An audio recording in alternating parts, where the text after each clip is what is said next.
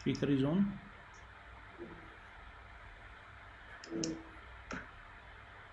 Please start, sir.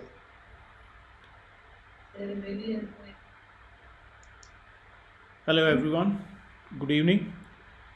Today I'm going to cover a session on AI in the new digital economy.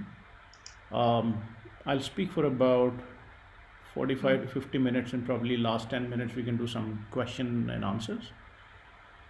Let me start by covering what exactly are we, or where exactly are we in the new digital economy as of today. So let me just put on the slides for you. This is the deck I'm going to present.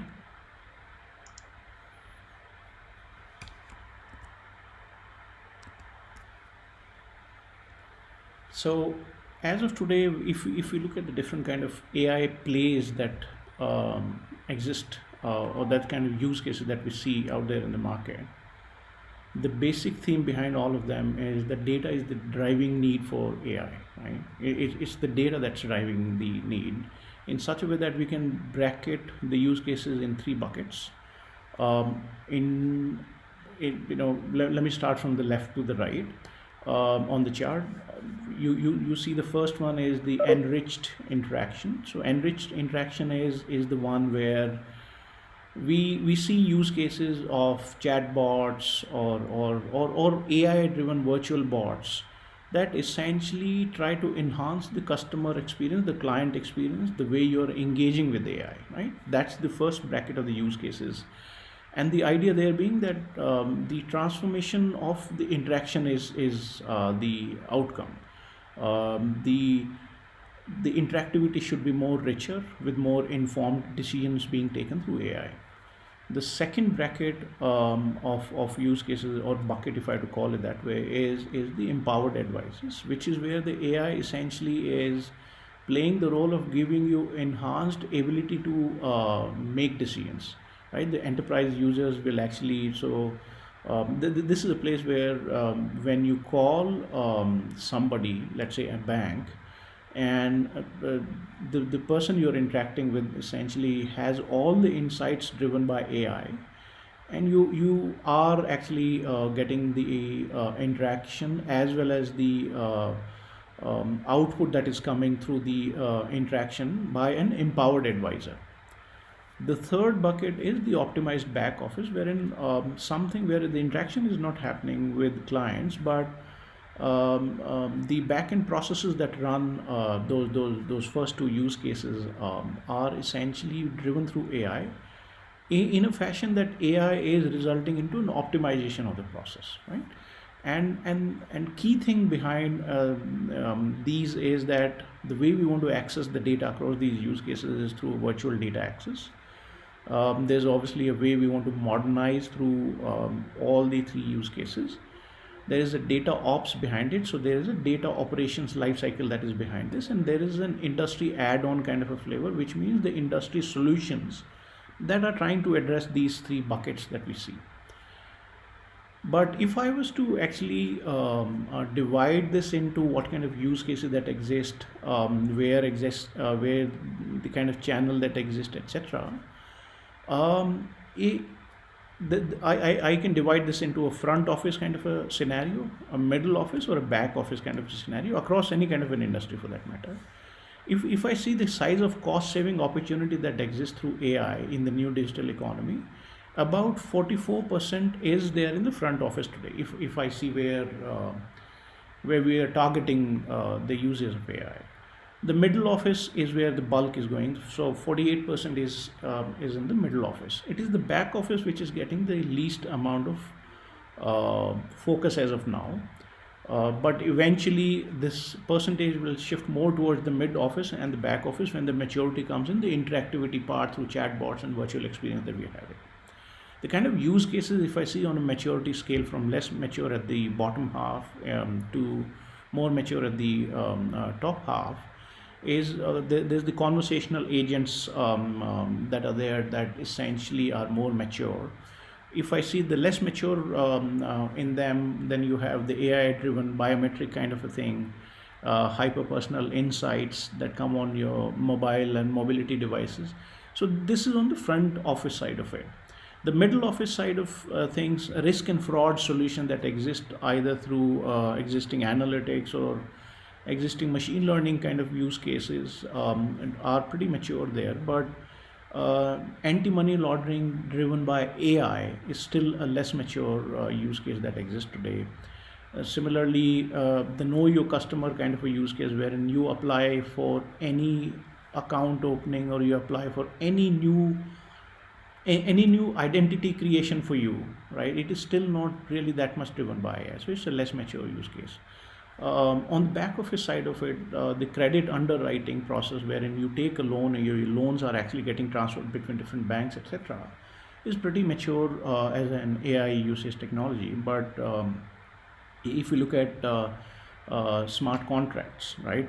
The contracting, the way it happens and the way it can happen in the new digital economy, it's still a less mature use case as of now from an AI point of view. Similarly, the business process management, the BPM, the inquisitive part of it, wherein the AI can actually look at and pass through the data that's getting generated and apply AI on top of that, is pretty less mature. So that's the kind of play that we or the market play that exists today between different use cases in three buckets, and where they apply in scenario of front office, middle office, or a back office kind of a thing. But if I was to say, what is the expectation of the new digital economy, right? So I use the word new digital economy, but from an AI point of view, what is the new digital economy, right? So there are 4 or 5 key expectations or key pillars, if you want to call it that way, that exist for the new digital economy. Number one is enables a consistent, secure software supply, deployable anywhere, right? You should not really have to worry that it should be in the cloud, and there are different ways that it can be in the cloud. It can be on a public cloud, private cloud, it can be a hybrid cloud, or it can be even on premises, right? But it should be deployable anywhere in a consistent, secure fashion, right? Second one is there should be no assembly required, right? It should be an automatic service component integration kind of a provisioning system, and there should be seamless look and feel, and the user experience should be similar across all services, right? You should not really have to jump from one tool that you're using for machine learning versus deploying it in some other tool. And when you're jumping from one cloud to the other, the look and feel and the experience should be similar. Third key requirement is that you can query anything, anywhere safely. So you should not really have to worry about where the data lives, right? It should be from you as a user point of view, as a consumer of AI, for example, it should be a single data source. It should be virtualized for you. A user task becomes progressively easier through embedded AI, right? So your experience of using the AI should be augmented, right? You should not really have to know AI, or deeper knowledge of AI should not really be needed for you to be able to use AI, infuse AI, and embed AI, right? And the most important one that's actually gaining a lot of traction these days is that AI should be transparent, and we should have an ability to establish trust in AI, right? You should not simply be a black box wherein we say we are using a deep learning or a machine learning model, and you can simply start trusting that. That is not the expectation in the new digital economy. Now, what I will do is I will break down all of these into how we are approaching, or how technology is being matured to address these expectations of the new digital economy. So let's start with the first one, wherein you should be able to deploy it anywhere. From an IBM standpoint, the way we are designing software today is, and especially after Red Hat coming into IBM fold, is that you can build once, but you can deploy it anywhere. And to expand on that methodology, the way we say is you can be deploying on any, so you can pick our software pieces and you can deploy on any cloud. So it's not tied down to a cloud. For example, let's say Watson brand that students must have heard about, or you can probably search for it on internet. Watson set of technologies allow us to probably do, let's say, speech to text. Now, most cases you will see that speech to text APIs are pretty much tied to specific clouds where they are exposed, right? Every vendor has their own speech to text API, but then you do not have flexibility of moving them around. That's not the case the way we have built our software pieces, right? We have built software pieces in such a way that they can be deployed. So the Watson APIs, speech to text and a few others, can be deployed on any cloud, and the cloud can be private, public, hybrid, right?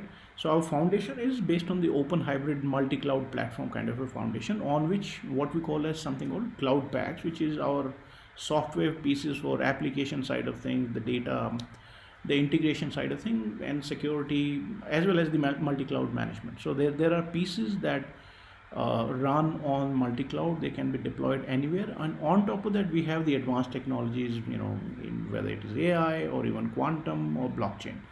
And on top of that we have the consulting services as well as the other pillars built up. But the key point I want to say here is the way we have built software, or the way software is getting built today, is that you define it, you design it, you build it, and then you should be able to deploy anywhere in any kind of a methodology where you want it, because you should not have to bring the data to the software. The software can reside wherever your data resides. That's the most important message.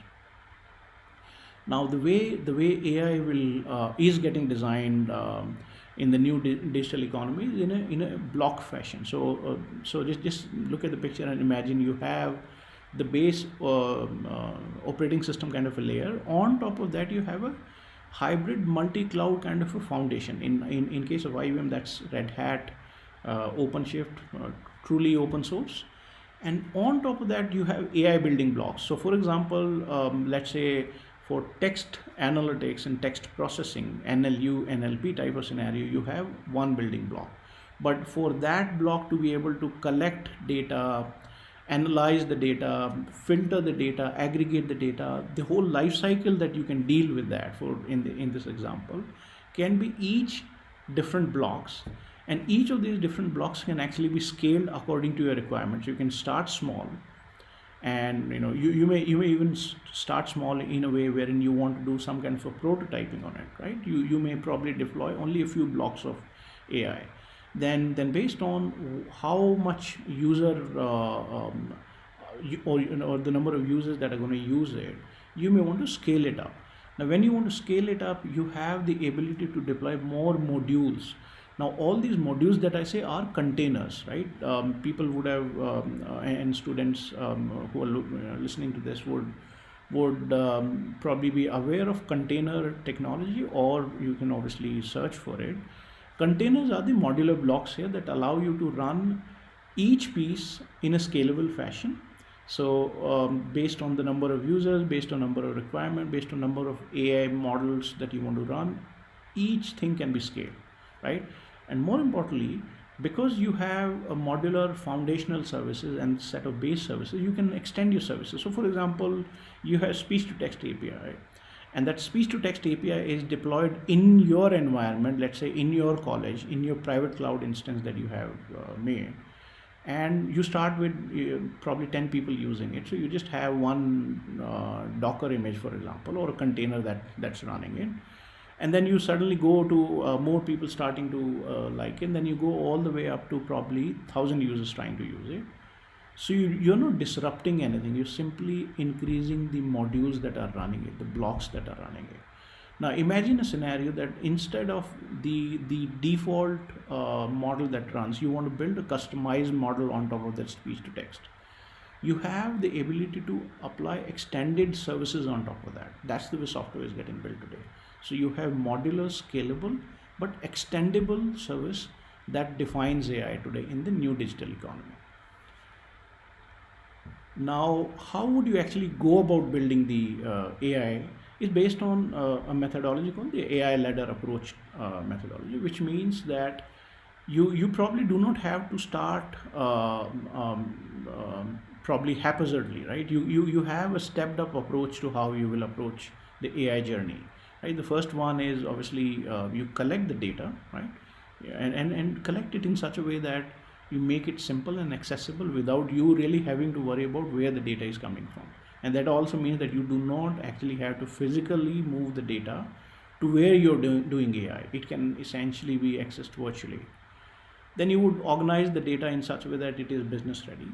And more important thing there is, when you organize the data, you may want to catalog it. So for example, you may be accessing data across a CSV file.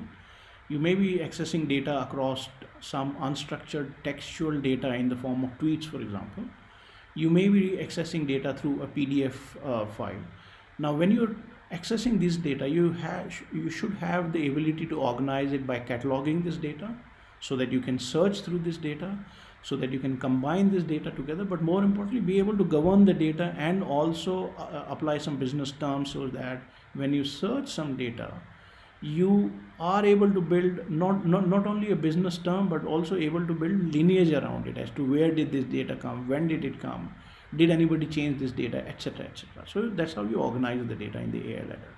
Then you go to the analyze part, wherein you apply machine learning on top of the data. You apply it in such a way that you can trust it, and there is transparency built into it, and more importantly, you can scale it. We are not talking about just building one machine learning model, or maybe 10 model, and then just deploying it. There may be many models in the digital economy that will eventually be part of each of the business process where they need to be driven. So scale is very important when you actually deploy these AI models somewhere, right? And the last stage comes in when you have deployed them. There should be an ability for you to be able to convert machine learning models into let's say REST API, and through those REST API consumption, you should be able to infuse them into any kind of a business process you want. So that is what we call as the operationalization of AI, wherein you go step by step, and you don't really have to start only from the bottom of it, right? You can be in a maturity cycle at any point of time. You probably are already collecting data, and you've already organized it. You have it in some database or data store or a data lake, for example. But you should be able to use any of the steps from anywhere and straight away start using AI. So the ladder approach is what defines a methodology or a prescriptive approach to how AI is to be consumed and developed. The most important part in one of the essential needs that are there in digital economy is that there should be a single information architecture that works everywhere, and that's what we call it the modernization of the digital economy. That's how it will come to be defined as the new digital economy. How does this modernization work is, let me run you through a scenario here by actually showing you how the information is spread in the cloud today, right? What you're seeing at the top is the 4 ladder steps that I just talked to you about: the collect part of the data, organize the data, analyze, and infuse. But more importantly, you're also seeing certain roles there. So roles are the set of people who will actually be using those steps. So for example, collect is used by a data architect, right? Organize by data engineer, analyze is by data scientist, and infuse is by the app developer. But more importantly, there's this business analyst who may be playing a role between the analyze and the infuse part of it. Now, what we're seeing in the cloud economy is when you want to look at how the data spread is, let's start with the collect part of it. What we find today is a lot of your customer data, the confidential data, is still not on the cloud. Not in all the cases, but primarily majority of the cases, the customer data, the identity data, more importantly, is still lying on premises databases that are let's say running in a data center.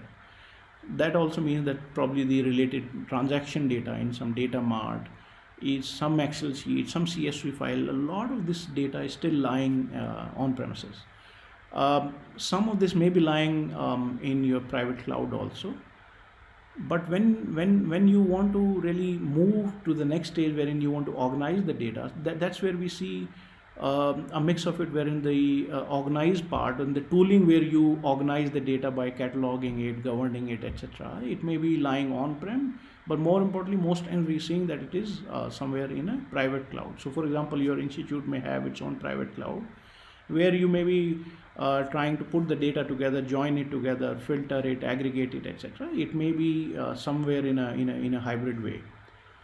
When you want to analyze the data, we actually see that a lot of that activity is happening on a public cloud. So you have a lot of tools available today to do your analytics, advanced analytics, machine learning, deep learning, etc. All of them available as, especially because they need a lot of resources, especially GPUs for deep learning models.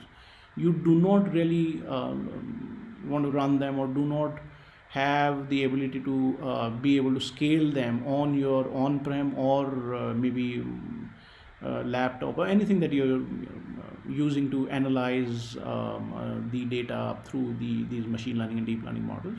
Most of them are running on public cloud. And when it comes to infusion of the AI part of it, we're seeing all of those APIs today exist on public cloud.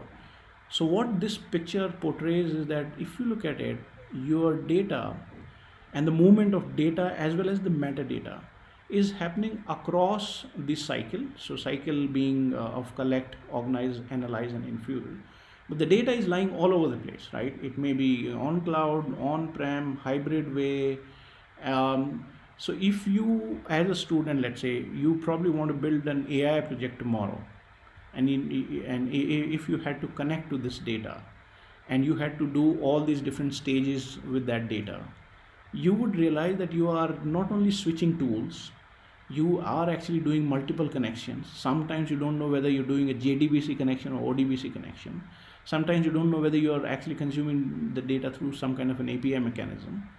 How do you go with a single access mechanism wherein you are not worrying about this data, where is it lying, where is it hosted?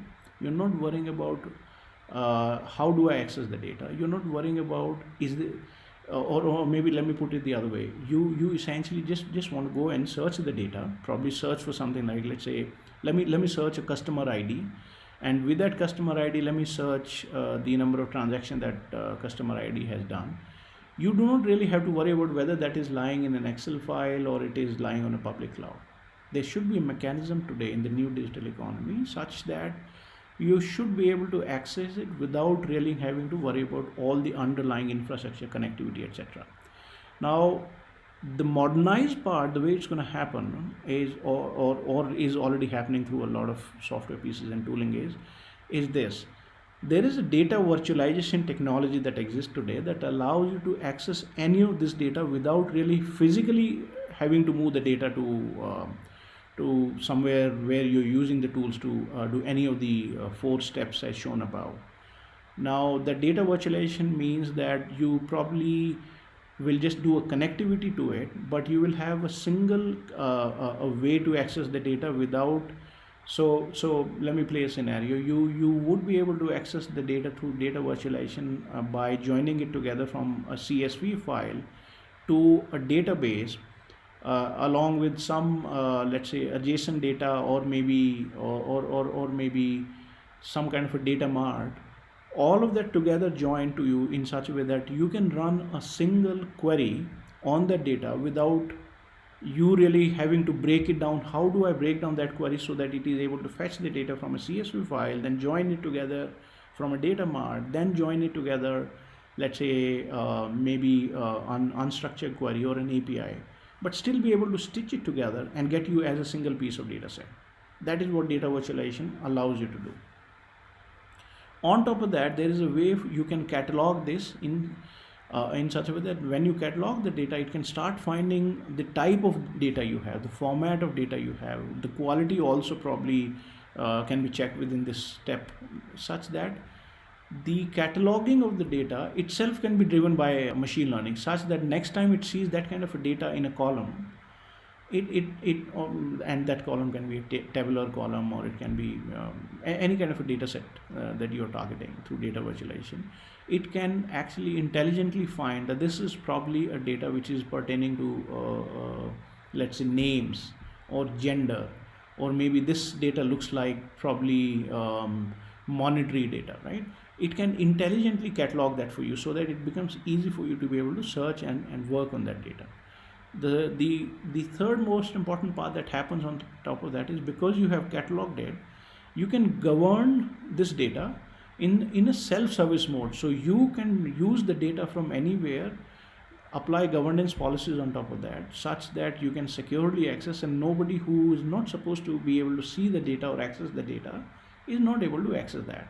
And you can use this governance in the AI lifecycle. So what that means is, as an example for students, is you probably are building a machine learning, you probably are building, let's say, 3 different machine learning models. Now each of those use different data set through a data virtualization without you having to worry about where you are having to get the data.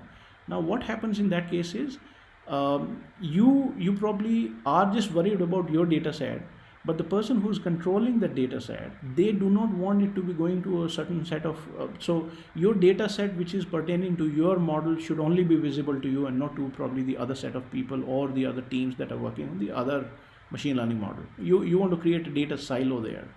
Now you can virtually create this data silo through governance and data virtualization without you physically having to apply all those different security mechanisms. That is what the governance brings into the whole AI lifecycle. Last is, as a modernization for the digital economy, the experience across should be unified. You should not have to switch from one tool to the other tool, switch from one open source package to the other open source package. You should not having to switch from one data connection to the other data connection. It should be a unified experience for you. You should be able to do it on the single glass pane or the single user experience. That is what the modernization part is key about. Next one that I will explain is that now just to summarize it again exactly where we are into this whole life cycle of the new digital economy and the expectations. So what we have covered till now is the first and second part. So what you've seen that we have a methodology today to deploy anywhere. We have the methodology today to build it as a component way such that those components can be scaled, they can be provisioned, and there is a seamless look and feel and user experience across any kind of a AI service that you may be using. What we have also covered now is that you can query anything anywhere safely regardless of where the data resides, right? This is what we just discussed, and it should appear to you as a single data source. What we're going to cover now is that the user task is seen to be becoming progressively easier, such a way that your usage of AI becomes augmented. I'm going to cover that now. And the trust and transparent usage of AI, building of AI, etc., is the last one. So going a little bit of slides further. So the augmented AI experience part of from a user, when you start using AI through different tools that are available in the new digital economy, is a realization that comes to you that building the custom AI models takes weeks or months. It's a continuous cycle that goes on. So there is, if I was to cover this cycle, there is, you start by gathering the data, then you prepare the ground truth, then you clean the data, then you do feature engineering in the data. You select some model that works best on those set of features. Then you do parameter optimization. You try to ensemble the models, you validate them, then you deploy.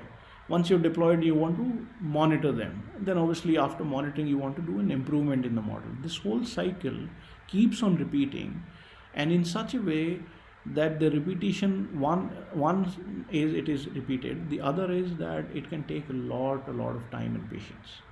Now what is being targeted is that there is an auto AI methodology wherein AI works for AI in such a way that the auto AI automates the AI development process, right? So what that allows you to do is that it takes the time that was supposed to be weeks or months and makes it into minutes. How does it go about this? Is that there is a way that you can automate the machine learning tasks that are there. So if I was to quickly cover the kind of task that you would repeatedly do, is that you will have the raw labeled data set, then you will prepare the data, you will select the model, then you will do some kind of hyperparameter optimization, then do feature engineering. Again, based on that, you will again do some parameter optimization, and then you'll ensemble multiple models together to actually get the final results that you want. What Auto AI allows you to do is it can automate all of these steps and all the tasks that have to be done in these steps in such a way that it can automatically ingest the data, clean the data, transform it, select the model for you, or select the best algorithm that works, model it for you, and do the hyperparameter optimization also. Now, these are the tasks that we believe today are done by a very, very specialized set of people who take a lot of time to really be able to do each of these steps. Now, Auto AI will enable you to actually do them through tooling. So you just have to probably select your data set, upload the data set, and the screenshots that you're seeing right now are of the tooling that IBM has, and we call them as IBM Cloud Pak for data, and there's an Auto AI feature inside of that allows you to simply just select your data set, upload that, select the kind of output that you want to map or you want to model for, and it goes and does the feature transformation, the preparation of the data, the engineering of the feature, all of that gives you the progress, ensembles it together, and builds the model for you. All of this is automated today, right? So the expectation of the new digital economy is not that you have to know each of these algorithms really, really deep. I think we are moving towards a usage point wherein the AI will work for AI. You should actually have a way to be able to use your time through this tooling to be able to build better models in a faster mode. The second screenshot that's showing you is that in a lot of these cases, you simply can build an AI flow, the kind of flow wherein the task that I was just talking about, the preparation, model selection, etc., can be built into a pipeline the way it's being shown on the screenshot on the right side. You can put them together, link them together. You don't have to write a single piece of code to be able to do that. And then select whether you want to do an auto classification, auto regression, and it can build the model for you. So either of the mode, either you just select the data set and you upload that, or you probably want to visually build this whole flow. In either of the modes, today the ability exists that you can do an Auto AI through tooling and platforms in a scalable manner. That's very important. It's in a scalable manner. So for you do not have to really spend lots of time to build the AI today. That time can be utilized to build better models faster, deploy faster, test them again. It's a matter of minutes, as I say, to build it in a scalable fashion. Let me come to the last part of it, which is to say, how do you build trustable AI? Trustable AI has four key things that need to be really taken care of in AI to be able to make it trustworthy. Right? First is the fairness.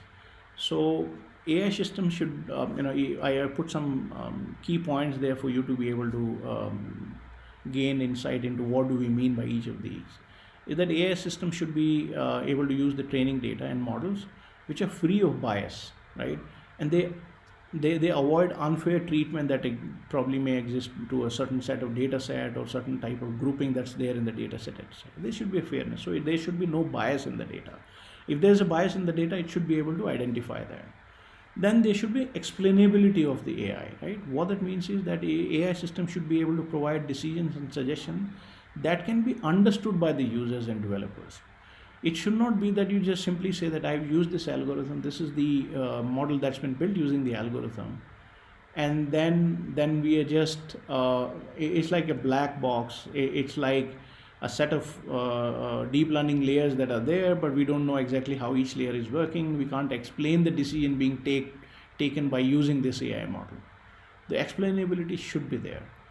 Then comes the most important part, the auditability part of it. For AI to actually be able to use in more and more business processes and more business scenarios, there should be an auditability built into it, such that the AI system should be transparent, accountable. It should be able to provide historical details of the logs and metrics, etc., of how it was run. Now, the logs can cover the whole life cycle, right? From the development side to the deployment side. And even when you're actually trying to compare the models, how they are running, the accuracy, etc., there should be a maintenance way wherein you can automatically trying to fix some of the creeping errors that may come in, or maybe the lowered accuracy that may creep in.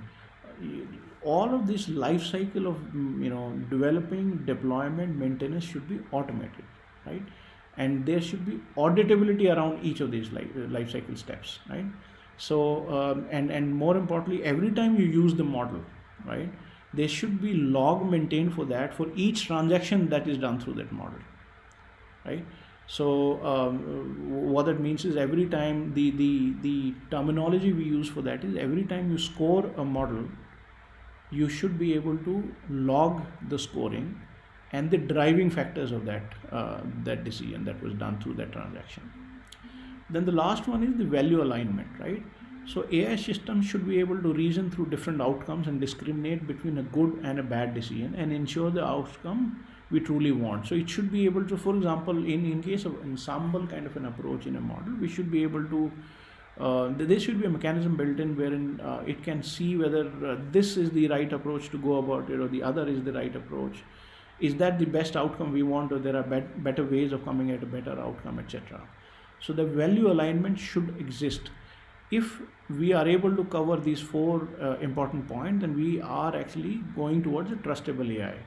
Today, the technology and tooling does exist that allow us to build AI in a trustable fashion, and such that it can be widely adopted into the new digital economy. Let me show some of that. Now, what you're seeing is a screenshot of what we call as the Watson Open Scale. We call that as the operating of the trusted AI. You're seeing an example model that's been built around credit risk, wherein we can see the fairness of the model, right? The quality of the model, right? And the drift and other things. What essentially we're trying to see here is that, did anyone tamper with the data? Did anyone tamper with the model? Can we really monitor that, right? Is there robustness around this? That can be evaluated here. Then we can see, is the model fair? Is the fairness built into the model? The more important part is it easy to understand the model, right? Is there explainability in that? So what that means is, when I use the data that is used to train a machine learning or a deep learning model, is there some kind of a bias built into it? So for example, in the data set that was used, and there was a column that was for gender, is it more biased towards, let's say, males or females, or where exactly is the data distribution there? It can detect that bias. It can detect the bias across correlation of different data columns that may be used, for example, right? Is there a bias in the way gender and let's say a price is used to design a machine learning model? It can detect that. Now, when you build the model, based on the model being built and the model being used, it can find out the fairness of the model. Is it scoring the data or the transaction fair with fairness? Is it or is it actually the way the model is giving the results? Is it tilted towards a certain set within the driving factors that are there? For example, is it specifically responding in a certain way to a certain type of attribute in the data, right? Then is there explainability? Can I really find what are the driving attributes or features of this model, and what is the percentage of that driving factor?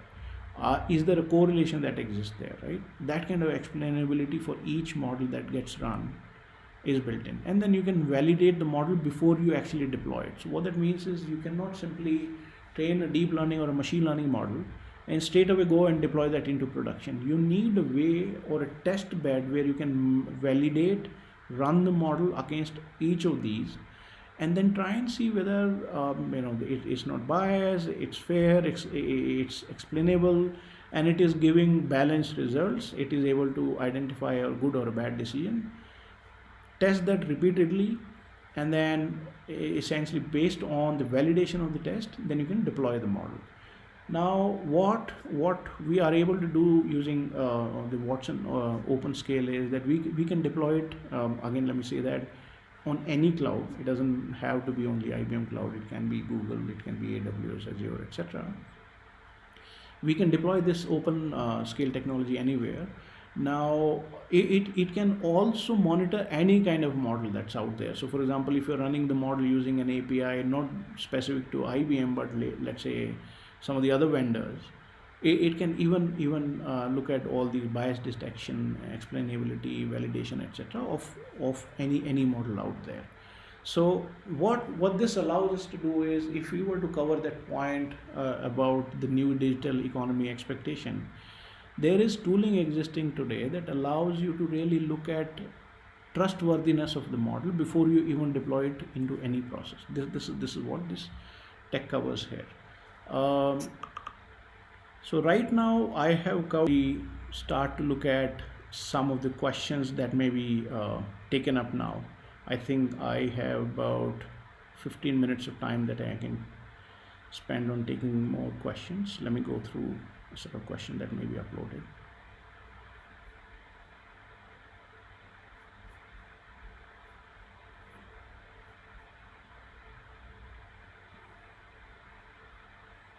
So I believe we have quite a lot of them. Now, I think there's a question around how AI is contributing in the field of communication. Multiple ways actually. Let's start with the whole 5G technology that's a lot there in the news today.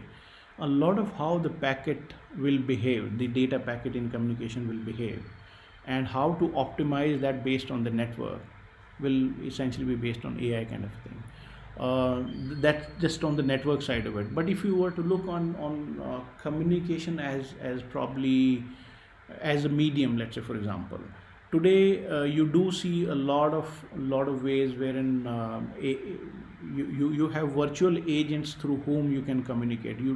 And that allows a lot of companies to scale the way they can give real-time communication more, or responsiveness to their clients when they are calling them for different queries, etc. So for example, today chatbots are there wherein for frequently asked questions you do not have to deploy a human to be able to answer a question. They can come through a chatbot.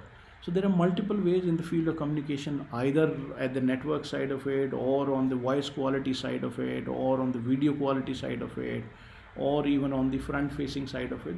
In the field of communication, the AI is contributing. How AI will be helpful in healthcare sector? Good question. Healthcare is going to be promising. So given the COVID scenario today, I believe one of the key things that is coming out is the need to do these trials in a faster, controlled, and a scalable manner. So you have trials happening, let's say for different vaccine candidates, etc.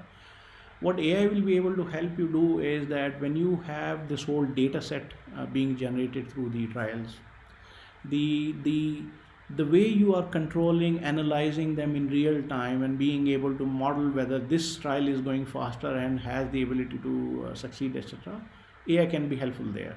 Then you have the healthcare devices that are there where AI can be deployed. Today you have proprietary scan mechanisms that exist wherein AI can actually take those scans, if it's a chest x-ray for example, or if a fundus eye image, and AI can be applied to really identify the disease faster in a scalable manner. Again, it can augment a doctor by giving its own inputs, and then a doctor can really look at the pinpoints that are let's say in a chest x-ray, it can pinpoint these are the congestion areas, and doctor can quickly look at that rather than having to spend too much time on it, right?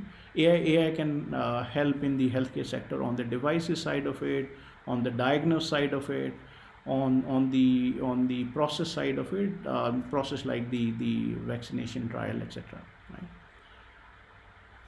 How come? So there's a question. Let me try and read that. What's the most popular languages used in AI? AI per se, there are many, but if I was to say what's the most popular language based on the open source packages that are available, I think Python seems to be leading the pack as of now. How come the digital economies lead after this panic situation? I think one of the most important thing that we have come to know in the digital economy era is that a lot of us don't realize a lot of things are running in the back end on cloud and servers that we never realize are running and taking 24 by 7. What will happen in a pandemic kind of situation, and the way it is panning out today, is a lot of our business, whether it is enterprise scale or even a small scale, a lot of them will start moving to the cloud. The adoption is not a choice now, it is going to be an imperative. And when you move there, I think for the way people were looking at AI in these scenarios where AI is like good to have technology, I think it will become like a must have technology for any business to really scale, as well as to be able to utilize AI for multiple channel customer interaction, etc., etc. Risk of using smart intelligent devices like Alexa at home. I think the biggest risk that in the digital economy that we face is, do we have control over where the data goes and stays, right? When we are talking to any of those intelligent devices, we are producing data through speech or through interaction, etc. And where exactly is that data? Who's having control over the data? And is there any personal data that's in there that can lead to identification of people there? That's probably one of the biggest risks there. Is it mandatory to have sound knowledge of maths and stats for AI? I would say, actually, if you look at the auto AI thing that I just presented, you need some fundamental knowledge of how you would use a statistical approach of analyzing the data, but not deep enough knowledge for that matter. Similarly, you fundamentally need to know, how do you use different equations, how you use maths, for example. But it's not if you really need to be PhDs across each of these. You have tooling available today, you have softwares available today that allow you to adopt AI faster. What is needed though is that AI will not do the analytical thinking process for you. AI can augment today on your decision making, but your analytical thinking ability should be there. Is learning a design of autonomous vehicle useful for data scientists? Yes and no. I would say that learning the design on an autonomous vehicle will teach you different aspects of AI, whether it is vision, whether it is processing the data real time, etc., etc. But more importantly, it'll tell you in a humongous way how different aspects or of the different steps that you have to take to make AI working in a running environment. That's the most important learning as a data scientist you will have. And the other thing that's happening is that not only should we know how to develop AI or the machine learning models that are behind it, but more importantly, how to operationalize them. When you put them into action and when you want to do them real time at scale, we have to learn a lot of stuff there. And this kind of an example can give you ability to learn that. I think I've answered. There's a question around language which is popular, which is Python. There's a question around which area of AI has more scope, front end, back end. I did show you a slide around that today a lot of AI is actually happening in the front end side of things. But I believe the mid office part and the back office part are where most of the AI maturity will start to come there. So today scope is there on front end, but if I was to in near term, I think the lot of scope will be there on the mid part of the thing and the back end part of it. So what is the difference between machine learning and deep learning? Please explain with example. Given the time, I think there are multiple explanations, but the way I see things, and there are academic ones, but I'll share a practical one with you, is that the fundamental difference that I see between a machine learning and deep learning today is, in machine learning cases, you will define the features, you will define the data columns and give it to an algorithm and ask it to predict an outcome. In case of deep learning, you do not have to do feature engineering and give columns of data. You simply give it the raw data like an image or a sound or something. The deep learning approaches will, I wouldn't call them algorithm, because there are approaches and different architectures that exist how you do deep learning. They will do the feature engineering. They will find what are the different uh, variations in the data that actually will get you the outcome. So when you have done some amount of feature engineering, then applying, then it is more machine learning. When you do not have to do too much of feature engineering yourself, that's a deep learning. AI is much more than machine learning and deep learning, though. It is all about using the outcome of a machine learning or a deep learning to arrive at a decision, and that decision itself can be based on optimization, for example. So let's say a machine learning or a deep learning model, automated, optimized, is what is AI. So the whole cycle covered, from development, deployment, and optimization together is AI. Let me see. There's an interesting question. Given auto AI, would you advise students to invest time in studying machine learning in depth? I would say you should always have some in-depth knowledge about the algorithm that you're going to use. You should know how the tool is using those algorithms, because that will give you the confidence in approach that is being taken. Eventually, you will have for a scale, for a quicker purpose, you certainly will use the tool, but then why that tool is using that specific algorithm, how it is beneficial, is also going to be key. So it does help to learn the algorithms in depth. Which countries are leading in employing AI for digital economy? Some use cases. We as a country are using a lot of AI for digital economy.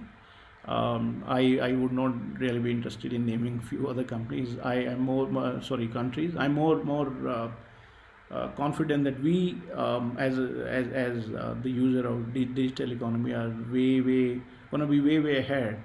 I think we need more adoption of it in an easy manner for it to be easily embeddable across different kind of uses that we have in our country. But I think our country is employing AI for a lot of digital economy that you can see today. Some use cases, if I was to give you, is let's say healthcare. Today, the way the healthcare thing can be is when you do telemedicine, a lot of diagnose part of it, right, which probably you can't do a physical examination of. That diagnose part can be AI driven today, wherein your reports can be read by an AI system. They can be correlated. A summary can be prepared for a doctor who probably would log in to do telemedicine kind of a scenario with you. So AI can help there, wherein the doctor doesn't have to spend too much time to do diagnose and that investigation, but they can be focusing more on giving you an advice and a medication course. So that's one example of AI can be used in the digital economy today. How one with less or no technical background can leverage AI? I think eventually we'll come to a point of time, which is not right now, but at point of time AI will be such that not only would it be, there'll be mature tooling around it, but more people would be able to use it without having to know too deep into the AI. But that's a little far away as of now. There are platforms that exist that allow you to put it all together, but you still need to know some amount of technology to be able to solve your business problem. A little off right now, but I think we'll eventually get there, wherein in order to solve business problem, you would not need to know too much of technology behind it. How AI can use in pharmaceutical regulatory affairs? If there was more clarity on that question, that's a very high level question, but let me assume something around it and try and answer that. Let's say in pharmaceuticals, and you really want to find the lineage of how the drug came from different places to the, let's say, the store where it is being. That whole lineage can be analyzed, and the pattern can be analyzed there, and if there are anomalies in the pattern of how a drug is going through its process, that can be done through AI. Similarly, if let's say tomorrow there is a regulatory practice that comes into play that anything that actually there is one today wherein you have the red mark on any of the drug which is only to be prescribed by a doctor. You can have an AI system deployed at different stores that every time you are billing for the drug, you have to have a related prescription along with that, right? When you're billing for it, there should be a mechanism to also capture or forcefully capture that drug is being given to so and so customer, but against prescription by so and so doctor. That can be done using an AI, a forced one kind of a thing. How to start an AI startup in healthcare? Probably this may not be a right forum to answer that question. But I think having good technical knowledge of AI would be important for you to be able to really see and judge where all it can be applied in healthcare. I think there is a question whether this is really the technology of the future, whether this will benefit India or not. It is benefiting India a lot, and it will benefit India a lot. Whether students working can be placed in companies working outside India, I would not speculate on that. I would say that if you are good at technology, have good knowledge of AI, I think you are employable anywhere, inside of India, outside of India, wherever you want. Let me see, I just have 2 more minutes to cover a few more questions.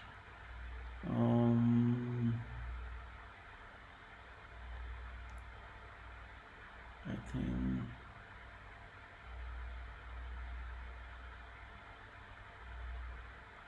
AI in mental health startup.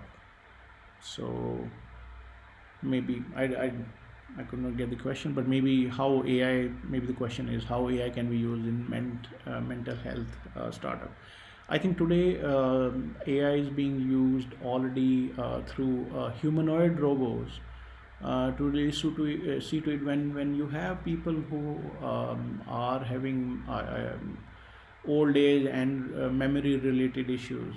In those cases, apart from humans interacting with them, the humanoid robots are interacting with them to really keep them engaged, keep them entertained, as well as keep answering any kind of questions, memorize things for them, etc. So there are use cases that are already occurring using AI through robots, the humanoid robots in a mental health startup kind of a scenario. Let me ML in clinical trials. I think machine learning in clinical trials, I believe, is already happening. Can it happen in a better way? Yes, it certainly can happen in a better way, because the humongous amount of data that can be captured while the trials are occurring. Is there a way that we can process the data and apply some machine learning in a very quick fashion? And that's where the auto AI part will be very crucial, to say as and when during a clinical trial the other factors are and the related data is occurring, is there a machine learning model that can be developed on the fly? When I say on the fly, it means in a few hours kind of a thing, and then start forecasting and predicting the journey the clinical trial is taking. I think that will become the norm. I think my time is up now. Thanks to all who are seeing this. I believe this will be captured on YouTube, and you can see this again as well.